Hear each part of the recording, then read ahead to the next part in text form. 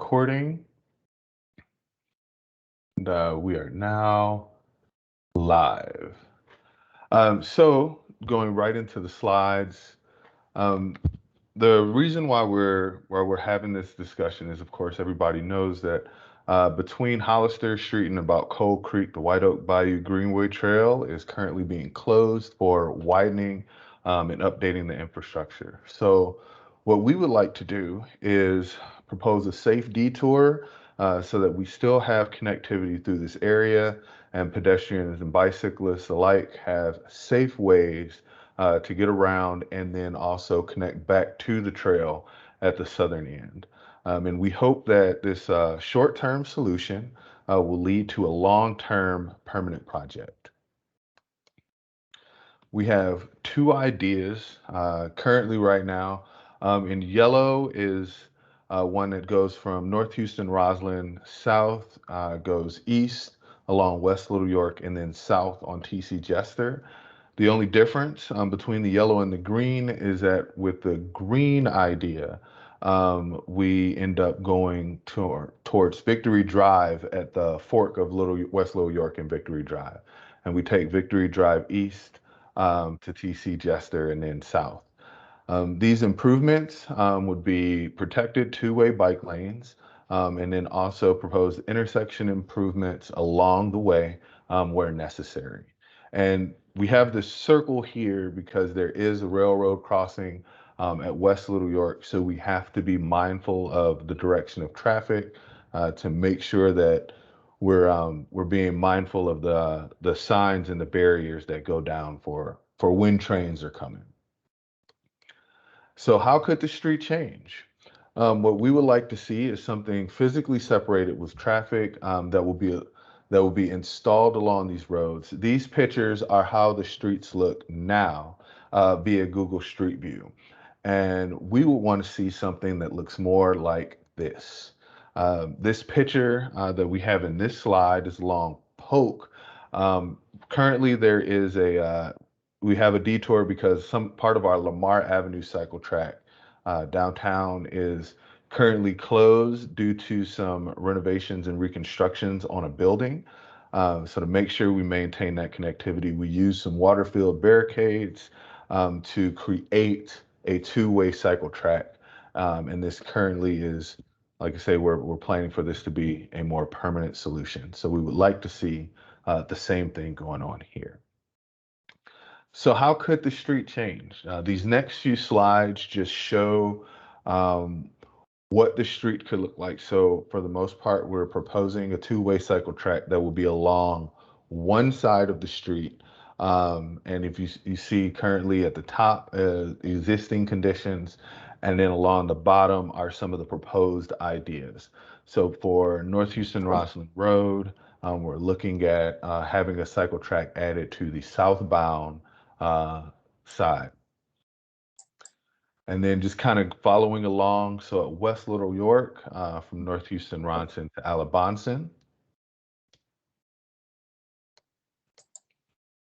going from Alabonson Road to around Hoffman Middle School, so taking taking acknowledgement of that curve that kind of goes from along West Little York from the fork to where the schools begin.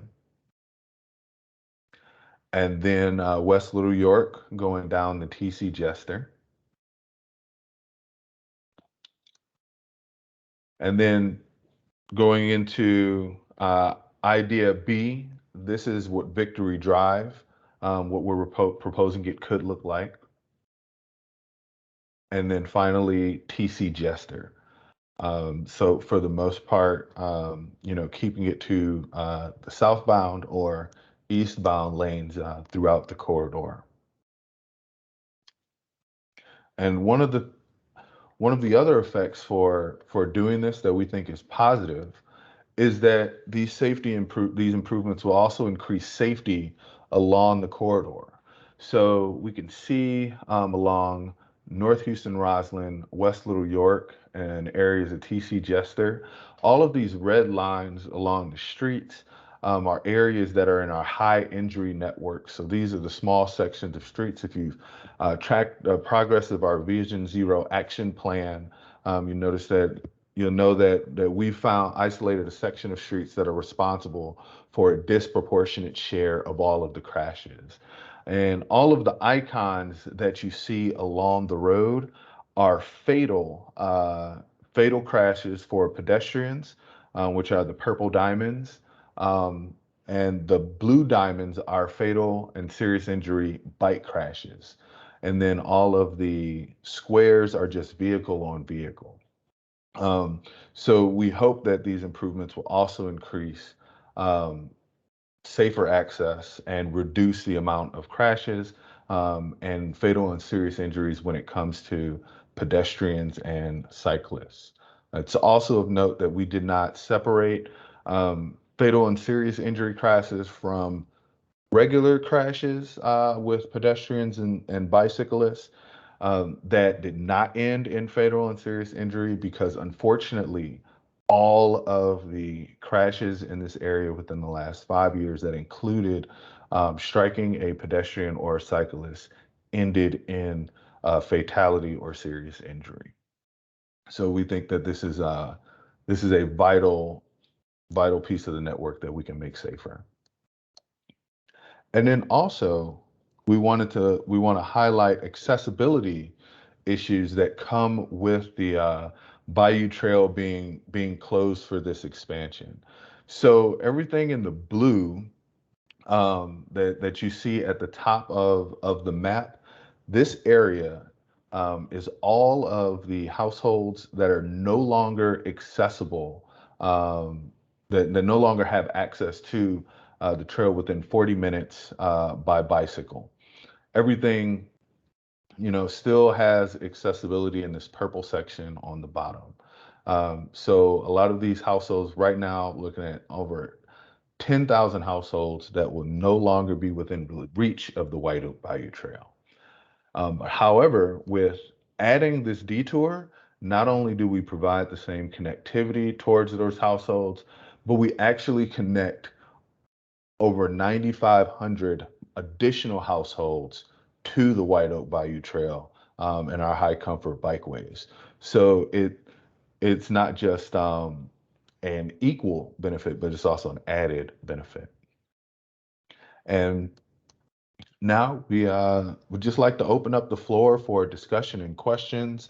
Want to know if you believe that there are some other locations along the corridor with safety concerns. We're exploring ideas for proposing a pilot to determine the effectiveness and where we need to apply these detour treatments, and then also thinking about outreach. So we're very early in the outreach and starting to have discussions about this, and we want to make sure we're as inclusive as possible. So if you have ideas on civic clubs, organizations, businesses, schools, residents, and block clubs that we should also be having discussions with, we'd love to start writing that down and get in touch with those people as well. And I will ask that David and Peter help me out with calling on raised hands and also any kind of comments or questions that have been put in the chat on Microsoft Teams. Great, thanks, Brian.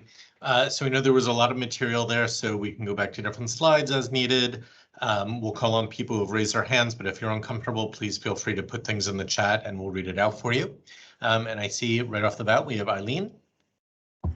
Yeah, Brian, would you just talk a little bit about the field work that you guys did? This was not just to look in at Google Maps. Absolutely. So Eileen was a great host for us, and we actually went out and walked, a lot of the areas where we've been proposing these detours just to give some introductory feasibility to it to make sure it will be possible. And we went out, we observed traffic, we talked about trouble spots and some of the things that we could do. So a lot of the reasons why we've chose these corridors. We got some ground truthing when we went out with Eileen a few weeks ago. Okay, I see Tom. Yeah, first of all, I'm very I'm pleased that y'all are looking at this, because it certainly has been a concern that that portion of the trail is going to be closed down.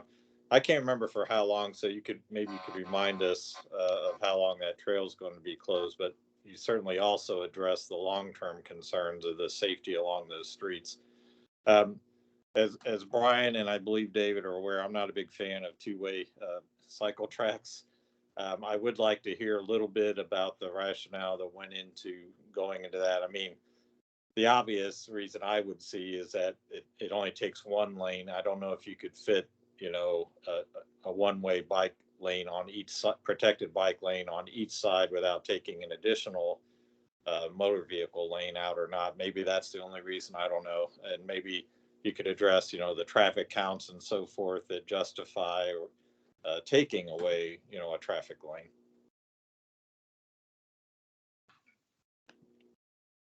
Brian, do you want me to start and then? Yes, please. Sure, go for it. Sorry, I was on mute. Yeah, so Tom, you're exactly right.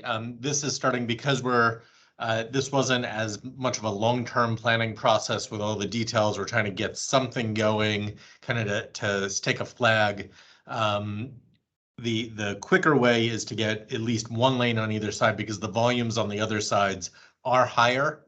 It doesn't mean that we can't do it long-term, but we really need to kind of do this incrementally and get one lane up and going and showing we can do it before we even talk about that other one. So we're using the temporary measure as both unimportant temporary safety measure, as well as a longer term pilot for a longer term project. We'll see where we go from there, but we recognize, all things being equal, if we had all the time in the world to plan this and plenty of outreach and doing, individual road diets, we might come up with something different. And this will give us the chance to figure that out. Yeah, that makes a lot of sense, David. I'm on board with that. And is the idea that you would use a similar to what you're using on Polk now, the water-filled barriers? Mm-hmm. Yeah, you might have missed right at the beginning. Brian, can you flip back to that slide? We have a picture. I think it is Polk itself. Yes, this is Yeah, Polk. there we go.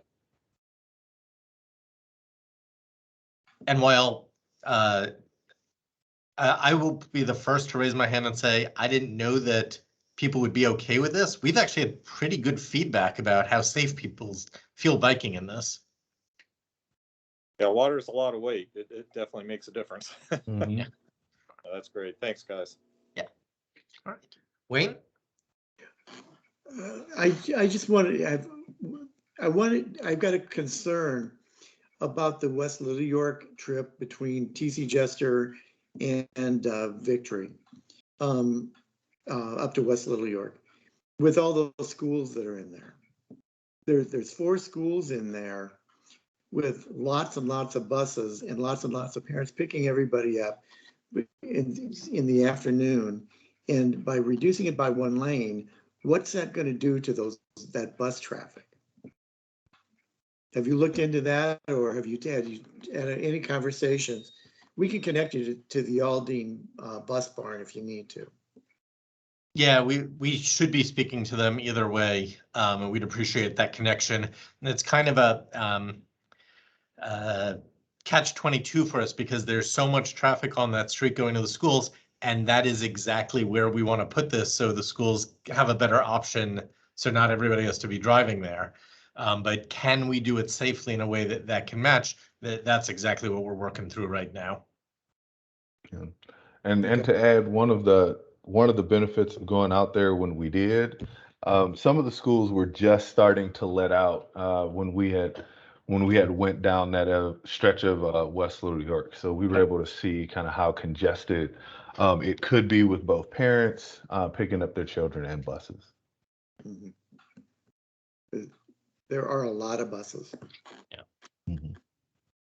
Yeah, we actually have a slide similar to this one that shows all of the schools kind of within the catchment area of the Detour that we're looking to engage the schools directly with. So. And we do have one request. Can you please keep sharing the map? Donna, is it this map that you see right now that you'd like to see up?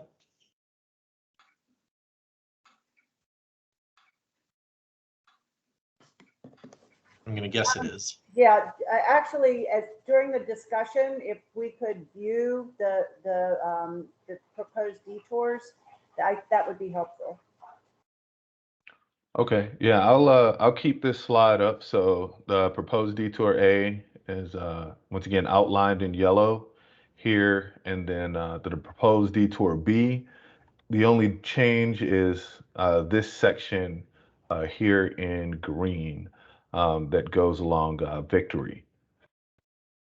And we included the project that's going on right now in Vogel Creek, just because it's happening right now, and to showcase how this detour could possibly connect to that as well.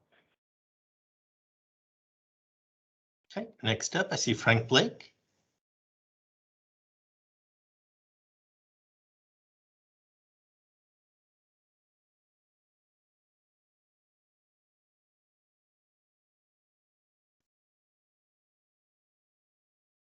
Muted myself. Mr. Blake, any comments or questions? Oh, I'm sorry. I must have hit something accidentally. Oh, that's okay too. I'm just glad you're with us. Okay, I'm going to put your hand down for you. Or try to anyway. Oh, I put my hand up. There we go. Mr. Mims, how are you doing? Doing well.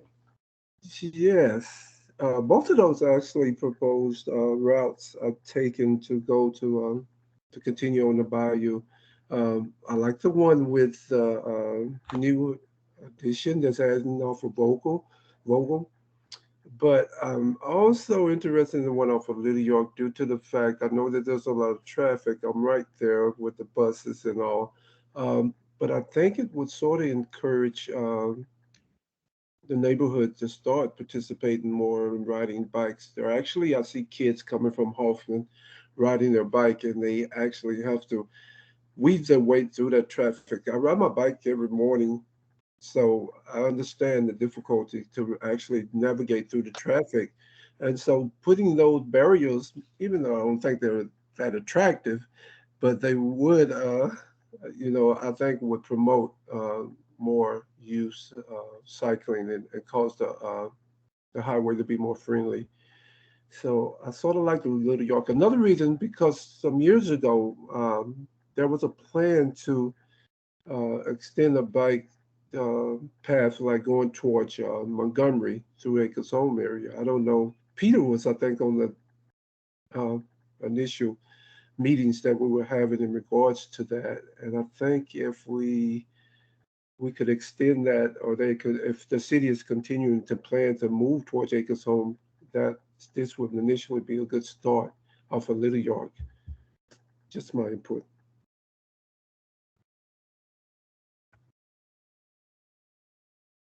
Peter, did you want to say anything about the past Little York project?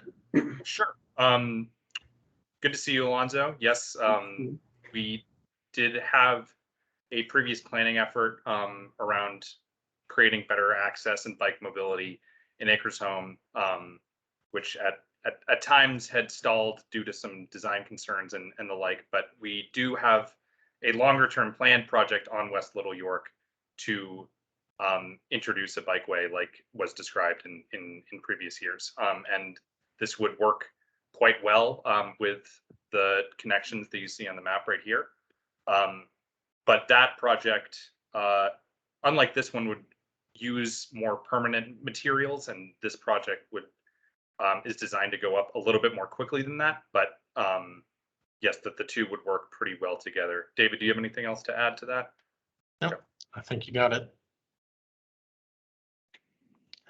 And I'm just calling on people in the order I'm seeing their hands start pop up on my screen, and I promise everybody will get called on. So don't worry if I screw up an order. Frank Blake, I see your hand.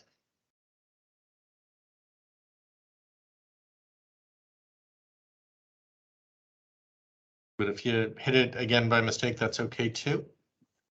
No, Okay. I'm No sorry. problem. I am not familiar with Microsoft Teams, and I don't. Anyway, It's I'm a-okay. sorry. Technology is wonderful and horrible. Tom, you're up. Yeah, I just wanted to revisit the schedule question. I was wondering how long the trail outage along White Oak Bayou is planned to be for the channel project, and then what would the timing and schedule be for this bikeway project? So we've heard 12 months to 18 months. I have not verified that recently. So that is the most recent as of, I think it was around when we did the field work about a month ago. So give me a little wiggle room on that. And the implementation, and if anybody else knows better, please let me know. I'm wondering, Trent, would you know? David, I can jump in on that one. So Right. when flood control started the project, they were saying 12 to 18 months, which would put us into spring of 2022. They did lose a little bit of time due to rainy weather. I think realistically, we're probably thinking summer of 2022 at the earliest, probably fall at the latest. Sorry, 22 or 23? 22. So 6 So months from now? 6 months theoretically on the very quick end. I don't expect that. I think more realistically, 9 to 12 months from now, we should see them wrapped up with their work and the trail reopened. Okay, thank you. And then for our project, we're not actually sure yet. First thing we have to do is nail down the route, find some funds to get the stuff out there. The actual material, the actual implementation work won't take that long once we get there, because we're not moving curbs, we're not, building new stuff. All that is a much faster process than some others.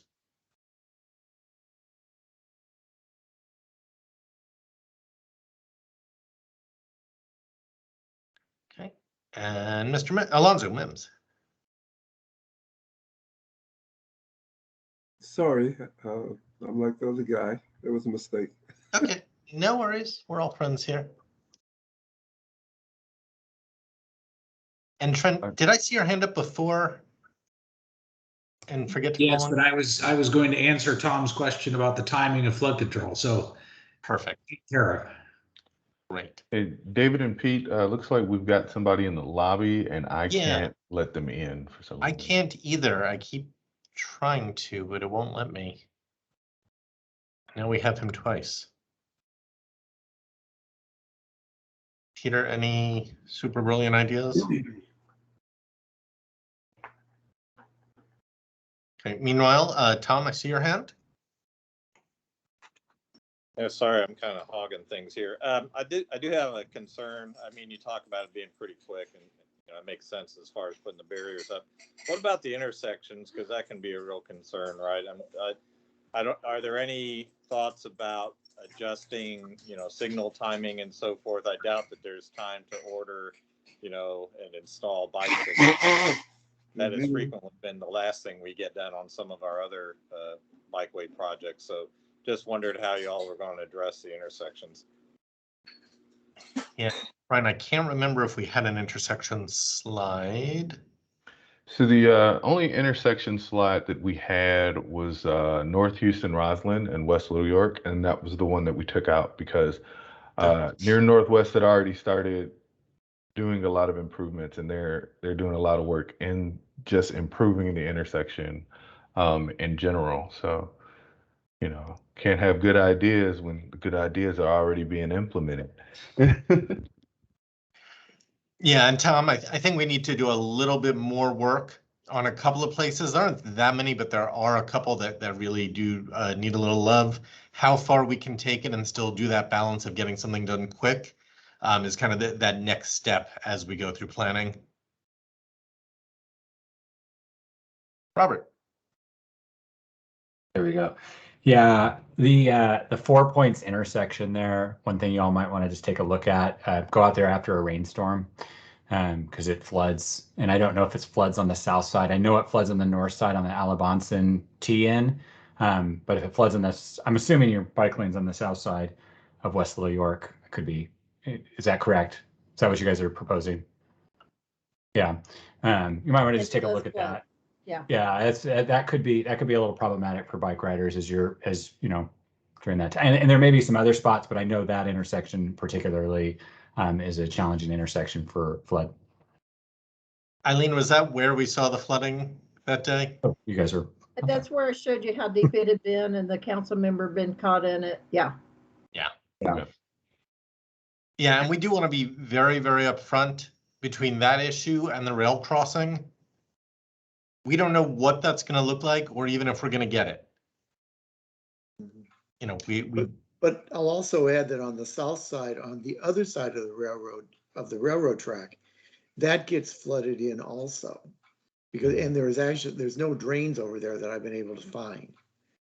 So it has to run off. And many times it just piles up. Yeah. So if we can't figure that out, you know, we live in a city that put a man on the moon, there should be something, but if we can't do it in a reasonable amount of time and money, you know, we will have to truncate it and at the very least connect to that Vogel Creek connection. Or David, we just move up on the sidewalk for that stretch. Yeah. Yeah, that is certainly an option. David, we have done some environmental work on that. If you would like to talk offline, we've done a little bit of work on this West Little York segment. So we have quite a bit of information and some preliminary engineering for sidewalk. So we've done some analysis on this, and we have all the school data and everything. I know you guys can pull that, but if you want it, let us know. Oh yeah, please. Yeah, there's a lot of students. It's like 2,000 students in this little area right here, which is quite a bit. That's why we see so many buses. I'm just throwing a number out there. I know we're being recorded. There is an exact number, but that's just off the top of my head.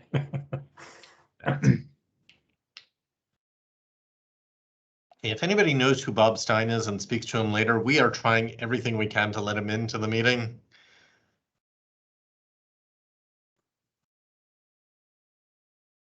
Peter, if you tried letting him in as the organizer, you may be the only one that can admit. I keep admitting him, and I'm having the same trouble that you all are.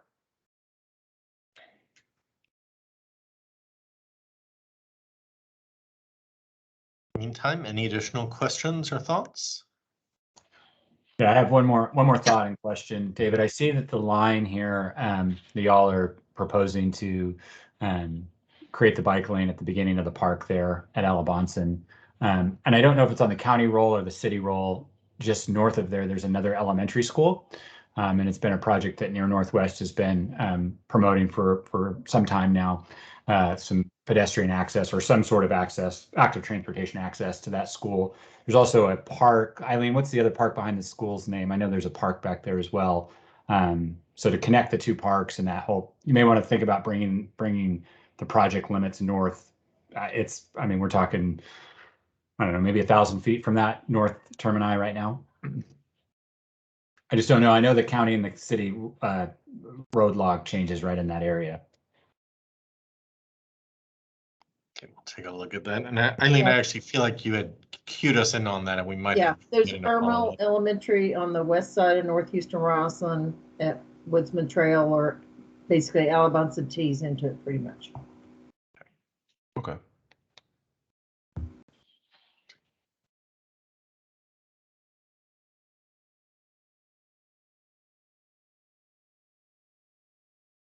Okay, well, we will stay on for a little while longer. Everybody is welcome to stay with us and chat about this or about the Astros or anything else you'd like. Our next step is we're going to take this. This is really good for a couple of reasons. We have a few more data points that, Robert, we're probably going to follow up with you on. We are also going to have to nail down a few more pieces, including the trail and the flooding issue, maybe extending further north. Couple of other items.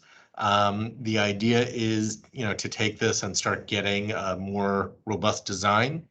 But what I haven't heard anybody say is, this is not worth our time. What are you talking about? You guys are crazy. Go away. I've heard that before, by the way, at other projects. No, I think this is great, guys. I because it does serve to what they call an elegant solution, one that solves multiple problems, and this does. It addresses both the short-term issue, although hopefully we can get it done, quickly enough to make that happen, but also, the long-term issue. And Brian, you certainly pointed it out with those stretches of high injury roadway in the network that this merits addressing, regardless of what happens with the trail or how quickly it happens. So, great work. Thank you. Trent, have you guys run any bike ped counts on the trail before it closed? Yeah, so actually we did a couple of counts last summer in June.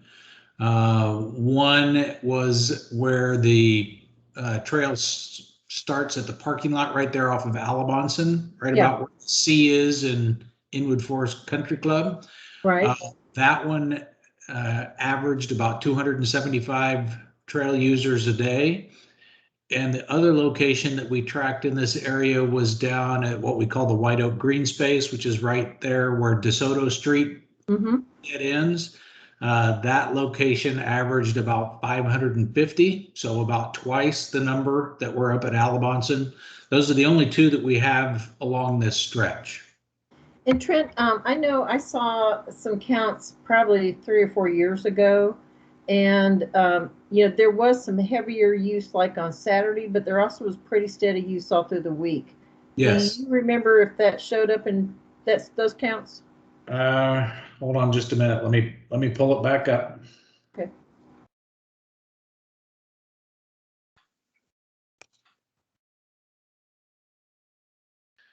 Okay, so at Alabonson, we averaged 260 weekday and 220 on weekend.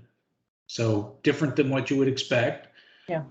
At Oak Brook, it was 475 weekday and 400 weekend. So a little heavier during the week. And Trent, we know that area down around Oak Brook, that those census tracts have even lower car ownership per household than the city average. So, we see the bicycles on the metro buses all the time. We see them, people on bicycles all the time. So thanks.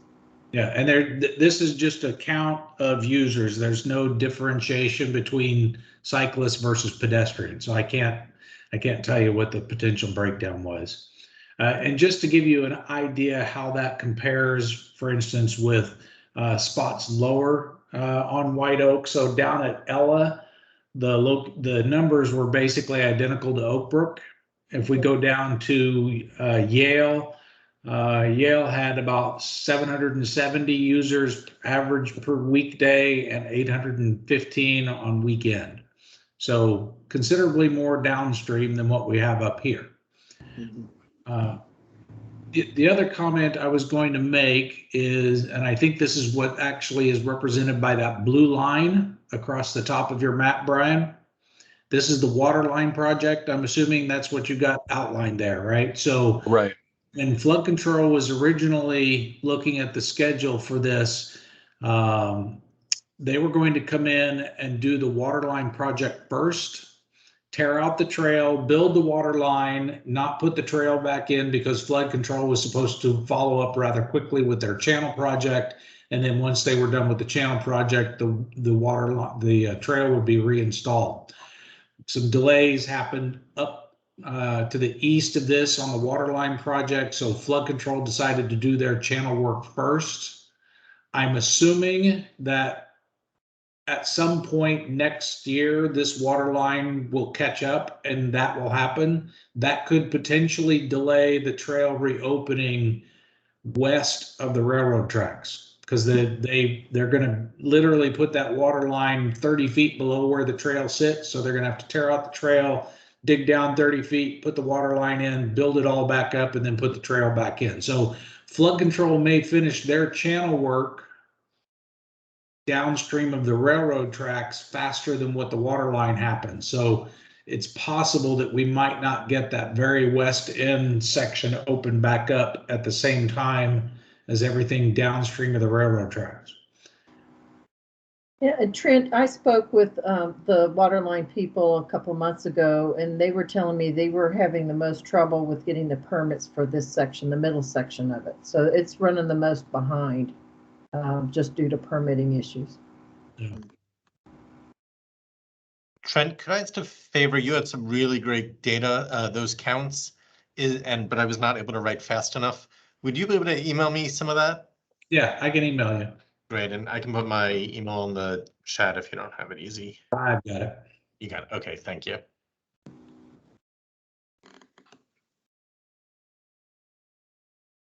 Okay. Additional questions or comments? Oh, Tom, hey, didn't see your hand. Yeah, I had to have one. You mentioned DeSoto. Does anyone know whether, I think Precinct 1 was planning to put in a bike ped bridge across the bayou at DeSoto? I don't know what the status is of that project. Maybe something. It is in planning, Tom. I was part of an initial meeting. Trent, you and I were both on that, about 2 weeks ago? Yes. And so they're figuring out basically how to align it, how to connect to the bike trail without wiping out the new plaza that Parks Board just installed. Okay. So they're moving forward. Great, thank you. You bet.